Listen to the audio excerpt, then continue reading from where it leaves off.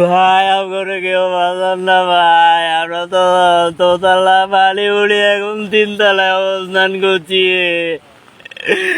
কেউ আমারে বাঁচান না ভাই, আমারে বাঁচান। আসসালামু আলাইকুম প্রিয় ভিউয়ার্স, আমরা এখন আপনাদেরকে একটা চমক দিব। আমরা ইনসানিয়ত বিপ্লব, বিশ্ব ইনসানিয়ত বিপ্লবের পক্ষ থেকে আল্লামা ইমাম হায়াতের নির্দেশে এখন রয়েছি ফুলগাজী নতুন মুন্সিরহাট জগৎপুর গ্রামে, যেখান থেকে একটা হৃদয় বিদারক একটা ঘটনা ঘটেছে। যে গত 21 তারিখ রাত আমরা একটা লাইভ পেয়েছি। লাইভ সারা পৃথিবীতে কোটি কোটি মানুষ ওনার লাইভ দেখেছে এবং লাইভ দেখে সবাই উদ্যত কান্না করছে এবং উনার বদলতে সবাই এই ফুলগাজীকে, উনার বাড়িটাকে আবার চিনতে পেরেছে। পাশাপাশি গ্রামের মধ্যে যথেষ্ট পরিমাণ হেল্পও এসেছে বিভিন্নভাবে। তা আমরা এখন কথা বলবো সেই আমাদের যেই ভিডিওটা ভাইরাল হয়েছে, যিনি আসলেই বিপদাপন্ন ছিল। 2 তলাতে আমরা দেখেছি 2 তলা পর্যন্ত পানি চলে আসছে, সে বাড়িটার সামনেই আমরা দাঁড়িয়ে আছি। আজম জহিম ভাই, আপনি কিছু বলুন ওই দিনের অভিজ্ঞতা থেকে। আসলে ওই দিন আমাদের এই পাশের বাড়ি এবং 2 পাশের বাড়ি সবাই আমাদের এখানে ছিল। তো থাকার পরে সবার দায়িত্ব যখন আমার কাঁধের উপর পড়েছে, আমার সাথে পাতিকও ছিল, ও ছিল, ও ছিল। আমরা 2জন সর্বাত্মক চেষ্টা করছি সবাইকে রেস্কিউ করার জন্য কিভাবে করা যায়। দেন আমার যখন বিকালে সাপে কামড় দিল, তখন আমার সাপে কামড় দিয়েছে আপনাদেরকে এখানে গলার মধ্যে দেখি, এখানে বাঁচা মরার অবস্থা ছিল। জি। তো মহান মুর্শিদ কেবলা এবং মহান ইমামের উসিলায়, আল্লামা ইমাম হায়াতের উসিলায় আমরা বেঁচে ফিরেছি।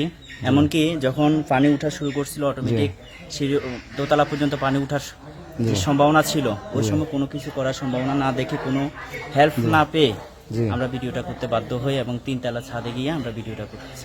না, বাধ্য না, আপনাদের তো আমরা দেখেছি আপনারা তো মৃত্যুর ঝুঁকিতে ছিলেন। আর যদি কিছু আর একটু পানি উঠলে তো আপনারা মনে হয় পানির স্রোতে ভেসে যাবেন, যেতেন কেমন।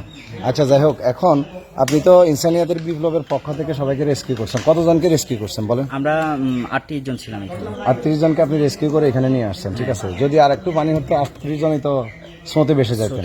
যদি স্রোতে ভেসে যেতেন, ওখানে তো স্রোত প্রবল ছিল। প্রচুর পরিমাণে পানি ঢুকছে। কোনো জায়গায় ঠাই নিব, এটাই কোনো। আপনাদেরকে আরেকটা প্রশ্ন করি, মাগরিবের সময় পানি কতটুকু ছিল? মাগরিবের সময় গেট ছিল, কিন্তু এত বেশি পানি তারপরে আপনারা যখন লাইভ দিচ্ছেন, যখন পানি দোতলা পর্যন্ত, দোতলা শুয়ে যাচ্ছে, মানে একতলা শেষ করে দোতলা ওই সিঁড়ি পর্যন্ত চলে আসছে, তখন কয়টা বাজে? তখন রাত আপনি যখন লাইভ দিয়েছিলেন তখন 11টা। লাইভ যখন দিয়েছি আমি ঠিক টাইম মনে নাই। আমি তখন কিভাবে মানুষদেরকে বাঁচাবো, মানে কিভাবে ওদেরকে রেস্কিউ করবো, এটা আপনার আব্বা তো কিছুদিন আগে ইন্তেকাল করেছে, আপনার মা ছিল, আর কে ছিল? আমাদের আশেপাশে যত পরিবার ছিল সবাই। আপনি মানবতার জন্যই তো ইমাম হায়াতের ডাকে মানবতার কাজ করেন, বিধেয় তো এমন আত্মনাদ আপনার আসছে মানবতাকে বাঁচানোর জন্য। যে এই সৃষ্টির সেবায় ইবাদত, ইনসানিয়াত, কেমন আল্লামা ইমাম হায়াতের বাণী, তো ওইটা থেকেই তো আপনি এই ইয়াটা করছেন। আর তা যাই হোক, আপনার কারণেই এই গ্রামে কিন্তু যথেষ্ট পরিমাণ অনেক ধরনের হেল্প এসছে, কেমন সবাই আসছে। এবং আমরাও আপনার যখন কান্না শুনছি, আমি কিন্তু এর আগেই বন্ধুয়াতে এসে ফিরে গেছি, আমার এদিকে আসার সুযোগ ছিল না, কারণ বোর্ড ছিল না। এর পরের দিন থেকে কিন্তু আমরা কি করছি আপনার জন্য, আমরা কিন্তু নিজেরাই টাং রোড, মিজান রোড এবং সালাউদ্দিন মোড় এবং সদর হাসপাতাল মোড়ে আমরা নিজেরা কান্না করতেছি। যাই হোক, সারা পৃথিবীর অনেক কোটি মানুষ আপনার জন্য কান্না করেছে। এখন আমরা মানবতার রাষ্ট্র ছাড়া এই যে একটা ব্যবস্থাপনা, এমন বিপর্যস্ত অবস্থা, যেখানে আপনার 5-7 ঘন্টার ব্যবধানে আপনার 15-20 ফুট পানি উঠে যায়, এটা তো স্বাভাবিক বৃষ্টির পানি এটা না, নাকি? এটা তো ইন্ডিয়া ছেড়ে দেওয়ার পানি, কি বলেন? অবশ্যই তো ইন্ডিয়ার ছেড়ে দেওয়ার পানি, ইন্ডিয়া কি কোনো পূর্বাভাস দিয়েছে আপনাদের? না। আচ্ছা, আমাদের একটা আবহাওয়া অধিদপ্তর আছে না, ওদের কি কোনো ধরনের মেসেজ পাইছেন আপনারা? না, আমরা আসলে শুধু বৃষ্টির একটাই আছে সংকেত ছিল, কোনো বন্যার কোনো সংকেত ছিল না যে পানি ছেড়ে দিবে। তাহলে রাষ্ট্র ব্যর্থ। এখন রাষ্ট্রকে জবাব দিতে হবে না? অবশ্যই রাষ্ট্রকে জবাব দিতে হবে। ইনসানিয়তের রাষ্ট্র হলে তো জবাব দিত, নাকি? আমাদের এখানে হৃদয় রহমান ভাইও আছে, যিনি সহ আমি শত হাজার মানুষকে রেস্কিউ করেছি, ঠিক আছে। এই পুরো ফেনী জেলাতে কিছুদিন তো আমরা দাগমিয়াতে রেস্কিউ করতেছি। দাগমিয়ার অবস্থা এখন ভয়াবহ। তারপরে আমরা একটা সুযোগ পেয়ে এখানে চলে আসছি। আমরা এখানে প্রায় 38 জনের মতো ছিলাম। আমরা 2 জন রুমে 38 জন ছিলেন, 2 রুমে 38। ভিউয়ার্স শুনুন আপনারা, 2 রুমে ওনারা 38 জন ছিল। তাহলে দুর্যোগ ব্যবস্থাপনার কাউকে দেখছেন এখানে? দুর্যোগ ব্যবস্থা আর বোর্ড বর্তমান যে ছিল গভর্নমেন্ট সরকার যাদের যেখানে নেতৃত্ব দিচ্ছে, বর্তমান গভর্নমেন্ট যারা আসছে, ছাত্র আন্দোলনের নেতৃত্ব দিচ্ছেন, কিন্তু আপনারা জানেন উনি তখনও ভাইরাল, আমাদের আজম জহিন ভাই, ঠিক না? তো ওনারা কেউ কেউ যোগাযোগ করছে পরবর্তীতে? না করছে? এখন পর্যন্ত আমার সাথে কারোর সাথে কথা হয়নি। কারো হয় না যোগাযোগ? গ্রামে আসছে? আমার কারোর সাথে কথা হয়নি। এই যে আহমদুল্লাহ সাহেব আসুন না, ওনাদের আপনাদের গ্রামে ওনাদের কাউকে দেখছেন? না। আপনার ভাইরাল হয়েছে তারপরে দেখেন নাই? না। তাহলে ওনার গেছে কোথায়? প্রিয় ভিউয়ার্স, আপনারা সাক্ষী, আমরা 1000 দলিল দিতে পারবো বা আরো বেশি দিতে পারবো, আমরা পাই নাই। এরা কি করে? ত্রাণ নিয়ে আসে, এসে ফেনী শহরের আশেপাশে, আমরা ফেনী শহর থেকে এটা কত কিলোমিটার? 16 কিলোমিটার। ওরা 6-7 কিলোমিটারের মধ্যে সব ডিস্ট্রিবিউট করে চলে যায়, যেটা আমরা সাক্ষী। কি বলেন হৃদয় ভাই? আচ্ছা, আপনি জেলা প্রশাসনকে কি অবস্থা দেখছেন বলেন জেলা তো? প্রশাসনের সবাই একটা গাড়ির মধ্যে, ট্রাকের মধ্যে উঠে বসে আছে, তাদের কাছে কোনো বোট, লাইফ জ্যাকেট গায়ে দিয়ে। লাইফ জ্যাকেট গায়ে দিয়ে বোটের মধ্যে বসে আছে, তাদের মধ্যে কোনো সেনাবাহিনীর আচরণ কি ছিল? সেনাবাহিনীর আচরণ খুবই খারাপ ছিল। তাদের ফাঁয়ে ধরা বাকি ছিল যে ভাই আমরা স্থানীয় কাউকে নিয়ে যান, আমরা এই এলাকাগুলো চিনি, ওই জায়গায় মানুষ আছে, তাদেরকে উদ্ধার করতে হবে। তারা আমাদের কথা শুনে না, তারা অল্প একটু যায় আবার চলে আসে, অল্প একটু যায় আবার চলে আসে। আর রেস্কিউ করবে কি? তারা তো বেশি উঠে যায়। আর একটা বোটে স্বেচ্ছাসেবক 24-25 জন থাকে, তারাও উদ্ধার করবে কিভাবে? ফেনীবাসী কিন্তু ভিউয়ার্স খুবই আর বিরক্ত, কারণ তারা আসছে ফেনীর বাইরে থেকে, তারা কি ফেনীর এলাকাগুলো চিনে?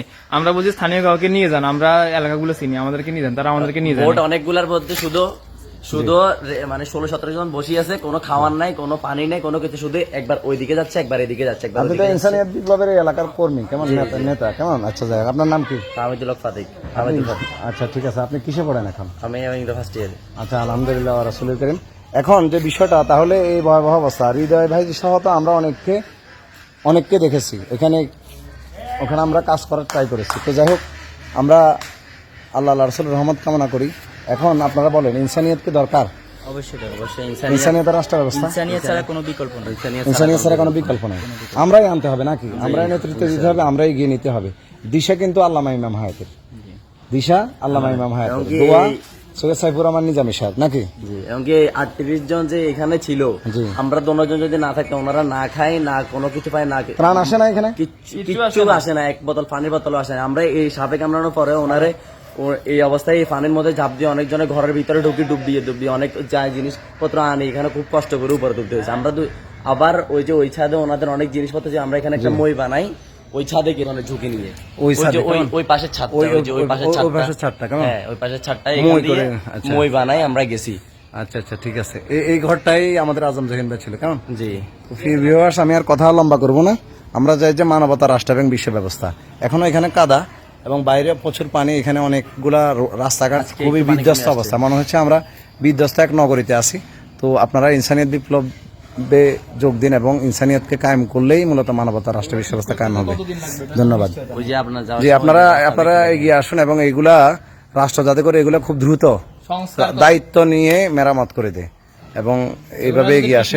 আবার 2 দিন পরে আবার পানি উঠি সবাই। আমাদের এখানে একটা বাঁধ খুবই তাড়াতাড়ি, আমাদের কয়টা বাঁধ ভেঙেছে? অনেকগুলো বাঁধ ভেঙেছে, 17টার মতো বাঁধ ভাঙছে জগৎপুর থেকে শ্রীচন্দ্র পর্যন্ত। আমি হাঁটি দেখে আসছি, প্রত্যেকটা বাঁধ অনেক। আপনারা এই কথাগুলো আমরা বলেছি, ঠিক আছে, আপনারা একটু রিসার্চ করুন বা একটু মানে ইনভেস্টিগেশন করুন, দেখুন আসলে সবকিছু সত্য কিনা। ফি আমানিল্লাহ।